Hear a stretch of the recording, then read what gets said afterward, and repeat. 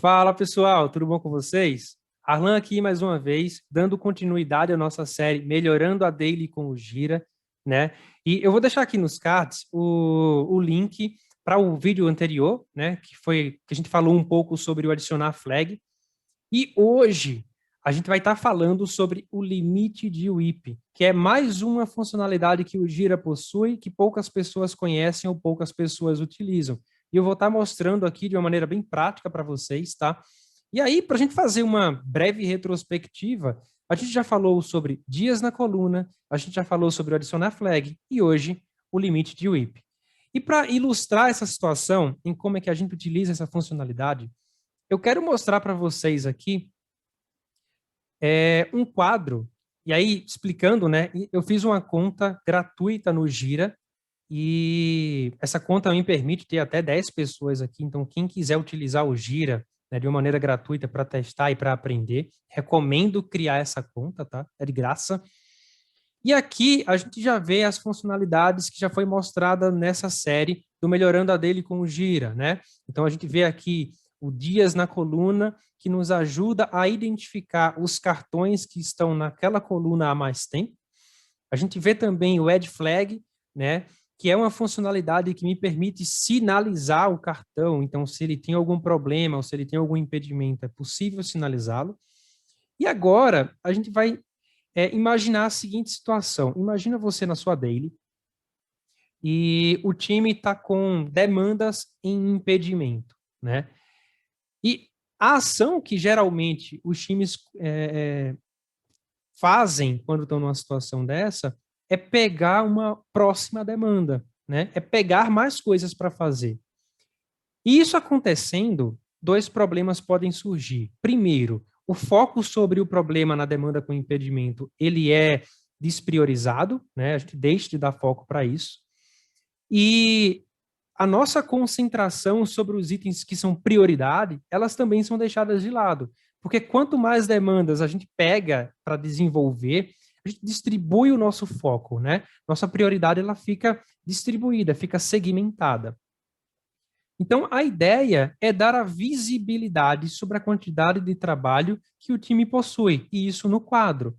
Vocês podem ver que nas colunas, né, tem o nome de cada coluna e a gente consegue ver a quantidade de cartões em cada coluna.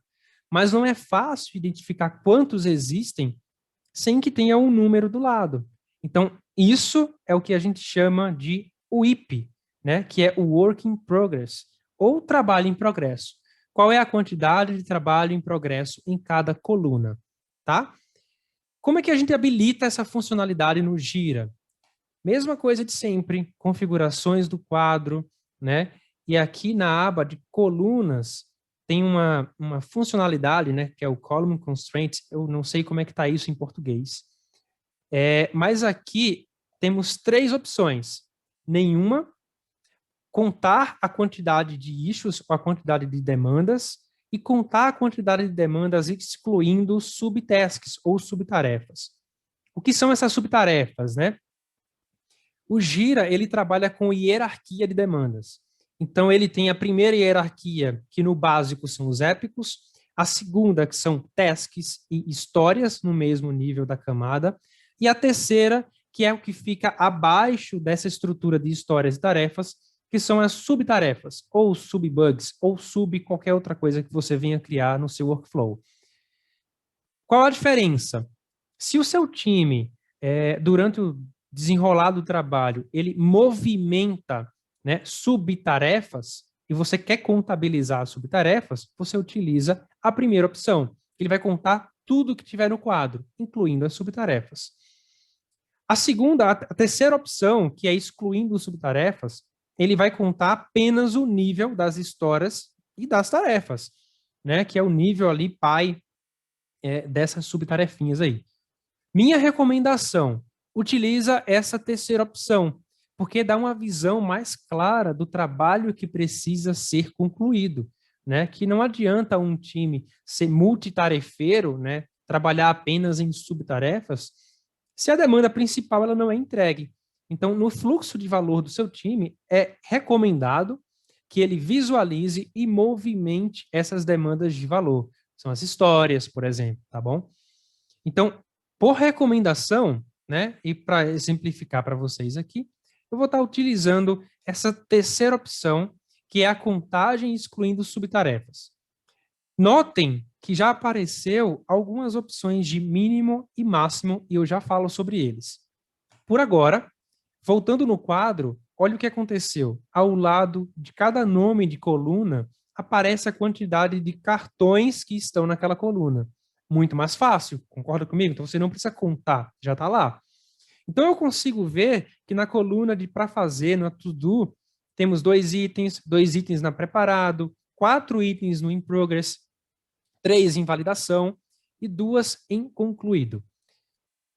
Supõe que agora o seu time, por algum motivo, ele está com demandas bloqueadas, né? Então, vamos imaginar um time que tem uma quantidade de desenvolvedores de 3 profissionais, por exemplo, e 2 demandas estão impactadas. Então, em teoria, uma pessoa ela está ali ociosa, podemos assim dizer.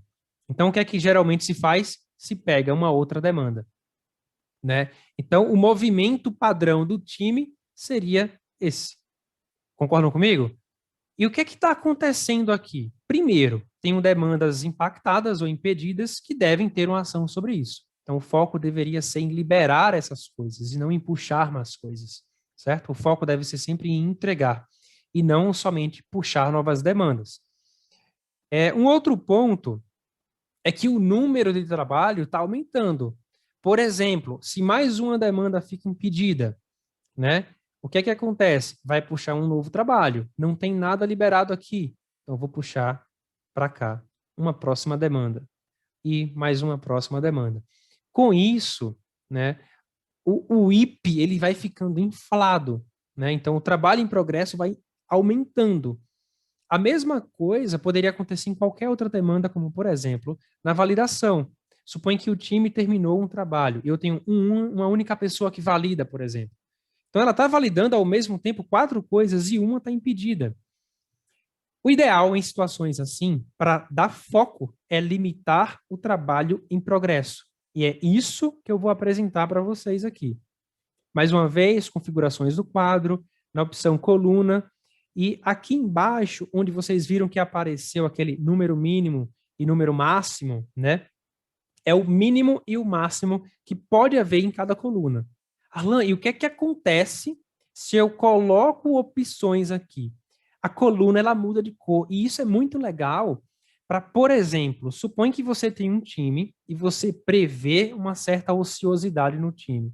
É legal que o time tenha um lote de trabalho mínimo, né, para que não gere essa ociosidade. Então você pode colocar um mínimo de trabalho nessa coluna. E o máximo é o que você espera que o time tenha de máximo de trabalho para não gerar sobrecarga, né? Então não adianta o time focar em várias coisas ao mesmo tempo. É bom ter um máximo, né? Então deixa claro e evidente, gritante essa situação. Vamos experimentar o seguinte: eu vou colocar um mínimo de trabalho de 3 demandas na coluna de preparado. E eu vou colocar um máximo de 4 demandas na coluna de In Progress. E olha só o que acontece quando eu voltar para o meu quadro. Legal, né? Então, o que é que eu tenho aqui, por exemplo? Então, eu sei, nessa coluna de preparado, eu deveria ter no mínimo 3 demandas para não gerar ociosidade. Então, aqui eu já coloco uma ação de refinar mais histórias, de refinar mais demandas, de, por exemplo, o time pode, se em algum momento tiver alguém ocioso, trabalhar num refactoring, por exemplo, do código, ou alguma coisa nesse sentido, né? Para suprir, para replanejar essa coluna de preparado, que é o que o time vai pegar quando tiver espaço nas próximas colunas. Já na In Progress ele ficou vermelho. Por quê? Significa que você extrapolou o limite máximo de 4 demandas, o que é interessantíssimo, porque olha só, se o máximo é 4 e tenho 5 demandas aqui, 3 delas estão bloqueadas. Putz, por mais que eu me comprometa com demandas que não estão bloqueadas, quase mais da metade está bloqueado, mais da metade do meu WIP está bloqueado. né? Então, Arlan, nessa situação, o que é que você recomenda? Foca no que está bloqueado para desbloquear, né? Arlan, eu posso extrapolar o limite de WIP? Pode. É, não é um impedimento você fazer isso. Qual é o problema que geralmente acontece, né? Quando você extrapola muito, o time não sabe no que focar. Então, o limite de WIP, ele deve ser sempre o ideal para manter o seu time focado no trabalho que precisa ser entregue, né? Então, por exemplo, vamos usar uma referência esse nosso quadro aqui. O que eu preciso fazer aqui para ontem é liberar os impedimentos, certo? Então, a nossa missão é respeitar o limite de WIP. Então, vamos sempre tentar manter no máximo 4 demandas nessa coluna e ver como o quadro se comporta, né? Então, por exemplo, nosso foco, liberar isso daqui. Então, a ação foi feita junto com o time, ele conseguiu liberar, vamos remover essas flags, né? E a próxima ação do time vai ser ali liberar esse limite de WIP, né? Então, por exemplo, é manter ali no máximo 4 demandas nessa coluna. Então, por exemplo, vamos pegar essa mais antiga aqui. Então, mais uma dica, né? Eu consigo priorizar por tempo. Essa demanda está 17 dias, essa demanda está 8. Vou priorizar que está mais tempo, né? Por quê? Porque a ideia é a gente entregar com rapidez, né, com eficiência. Então, se as coisas ficam muito tempo paradas no nosso fluxo ele é ineficiente. Então, vamos dar vazão a essa demanda. Lembrando que não é só tempo, também é valor, prioridade, né? Vamos assumir que essa é prioritária, porque senão ela não estaria no nosso quadro. Concorda comigo? Liberamos, não está mais vermelho, né? Mas agora, o que é que a gente vê? Tem muito mais demandas na validação. Então, também poderia assumir um limite, né, na coluna de validação. Uma coisa legal, e até um parênteses aqui, é que você limite o seu sistema como um todo. Por exemplo, do in progress até validação. Então, somando os dois, é legal que não tenha mais de 10 demandas, né? O Gira não dá essa opção. Então, você teria que fazer isso manualmente. Mas se você quiser trabalhar isso com seu time, como, por exemplo, eu tenho uma única pessoa que valida, então eu não posso colocar muita coisa no colo dessa pessoa, senão ela vai levar muito tempo para entregar. E aí, imagina essa situação agora, né? Tem 6 aqui, tem 3 aqui. Ou eu posso puxar mais uma, meu limite é 4. Ok, mas olha a validação. Uma das coisas que a agilidade promove é a colaboração. E não é a colaboração só em conhecimento, também é ajudar o coleguinha, né? Então, incentivar atos de liderança. Cara, eu posso puxar mais uma demanda, mas o meu colega aqui do lado está com algum impedimento que não consegue dar vazão ao trabalho dele. Então, também posso, por exemplo, limitar a coluna de validação, que vai me dar mais clareza do que está acontecendo. Vamos colocar também 4, né? Como um limite. Então, mais do que puxar coisas para desenvolver, é liberar as coisas que estão em andamento. Onde é que agora está sendo o meu gargalo? Está sendo aqui na validação. Eu posso pegar alguém de desenvolvimento e ajudar essa pessoa. Será que é algum bug nas histórias? Né? Então, eu posso, por exemplo, focar uma pessoa para ajudar em remover esse bug, né? Então, esse daqui agora liberou, ok, 5. Essa pessoa agora está necessitando de um suporte para entender um código que precisa ser feito se ele fizer esse tipo de validação. Então, essa está mais tempo porque precisa gerar massa. Então, eu posso paralelizar esse trabalho. A pessoa que estaria desenvolvendo aqui pode ajudar a pessoa da validação na geração dessas massas, por exemplo. Então, torna o processo muito mais fluido. E aí, mais uma vez, né? Opa, mais uma vez aqui, eu estabilizei o meu sistema, né? Eu não estou mais extrapolando o limite do meu WIP. E isso é muito bacana porque você promove colaboração, você dá visibilidade da capacidade do seu time e você torna o seu fluxo muito mais fluido. E como é que você chega nesse número exato de limite de WIP, por exemplo, né? Não tem uma regra ou uma coisa muito clara que vai te ajudar nisso. É muito empirismo, é muita experimentação.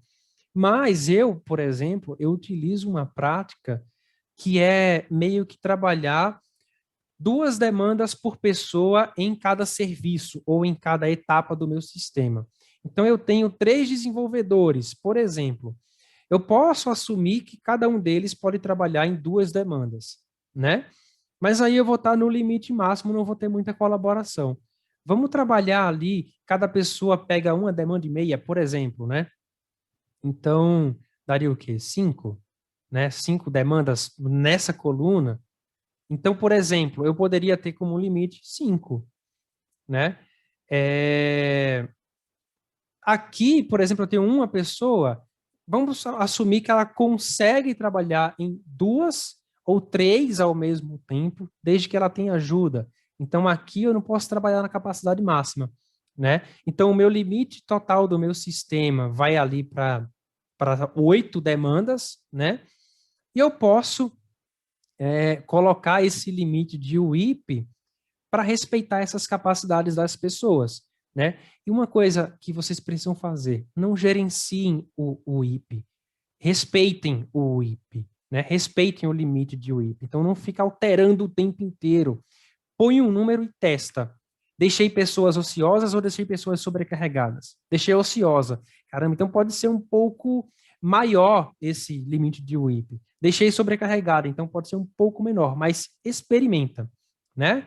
Então, essa é a funcionalidade que eu queria estar mostrando para vocês. Vai deixar o fluxo muito mais fluido, a colaboração muito mais fácil, porque vai ficar mais visível quando alguém está sobrecarregado ou quando algum serviço está sobrecarregado. E vai ficar muito melhor de você fazer uma boa gestão do seu fluxo, porque está visível, né? Cores e essas funcionalidades ajudam muito na gestão visual. Então era isso que eu tinha para trazer para vocês. E aí, pessoal, o que é que eu peço, né? Se esse vídeo foi útil, você chegou até aqui, conseguiu escutar tudo isso e foi útil para você, e você vai ver que vai ajudar no dia a dia do seu time, se inscreve no canal, né? Se esse vídeo você acredita que vai ajudar uma outra pessoa, dá um joinha e compartilha com essa outra pessoa. E vamos promover essa colaboração desse conteúdo, que ele é riquíssimo e que eu tenho certeza que vai te ajudar a ter uma daily muito mais eficiente. Eu fico por aqui, a gente se vê no próximo vídeo. Até mais, falou!